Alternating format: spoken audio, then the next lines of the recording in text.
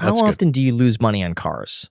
So it's funny because I bought most of the stuff, or a lot of the cars that I've sold, I bought in 19 and 20, and then COVID went bonkers. I think I'm ahead, even with, if you take out maintenance and you just talk about like modification stuff, I think I'm ahead, but not by much. I've lost some, but I've made a lot of money on a lot of cars. I'm being a little bit more particular now about what I buy, and it's more of a curated collection, and I'm getting a lot more access to brand new cars. So I think going forward, it will be by and large profitable, even without the COVID bump in car valuations. Yeah. What is something you would never own? So I'm not a big fan of Ferrari. I hate to give more a generalized answer, but I've had a lot of Ferraris. I don't like what that company represents. They are very much into the, you need to buy all 5 new models that we release for the next 5 years to even get some kind of social ranking with us. And like, that's very counter to like what I'm all about. Like I'm all about community, just being good to people that are loyal to you. And like, it's just crazy what you have to do, or what I've heard that you have to do to become part of that club.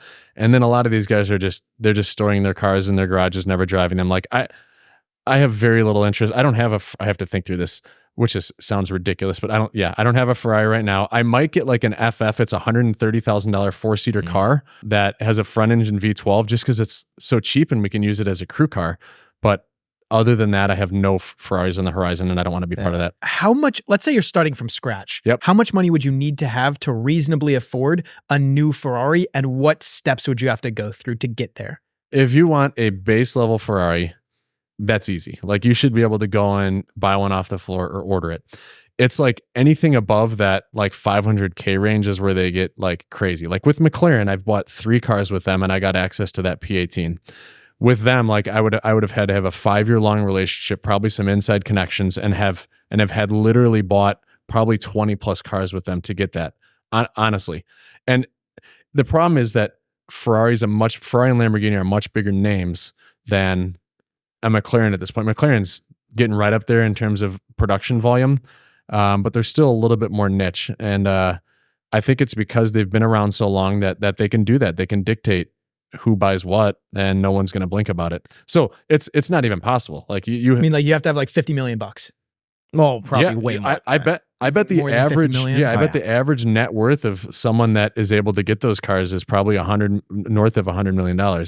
Yeah, Ed Bullion was telling us about the hoops you have to jump through to get certain allocations to these cars. And apparently what happens is that Ferrari will set a new standard, a new expectation. Yeah. And everyone will do it. So many people do it. And now there are too many people, so they set another bar that you have to jump through. So many people do it, and another one. And it gets to a point now where it's like, if you want the latest and greatest, you have to have a history of purchases. You have to own, at the same time, all the other models in your collection, and you have to go to like Ferrari events. And if they offer you something and you decline it, they see it as disrespectful. And they consider removing you from whatever list they have That's you part on. of the you so have you're to buy everything. Forced to buy an upgraded versions of everything as well. Yeah, to get cars you don't want, just to get that one car that like they might give you in the future. And here's the best part. So I heard you also may have to have a relationship with Ferrari Financial and actually utilize those services. And then I had heard that you needed to have a LaFerrari to get access to the new SP3. And that's a $4 million car in itself. So you got to go buy an 8-year-old. You have to have this 8-year-old used car in your stable. You probably have to go buy the warranty as well with it. But then you get this car that you're going to, on paper, it's worth a few $1 million more than you paid. So you're going to get a $4 million car that's worth 5 or 6. The problem is if you sell that, they will never give you another car again. That's it. And a lot of times they'll do clauses where you can't sell it for a few years. So you're sitting on this car that's probably going to lose a little bit of that early value because you have to sit on it. And it's just not worth it. Like, look at the LaFerrari. Those were like 1.5 to 2 when they first came out.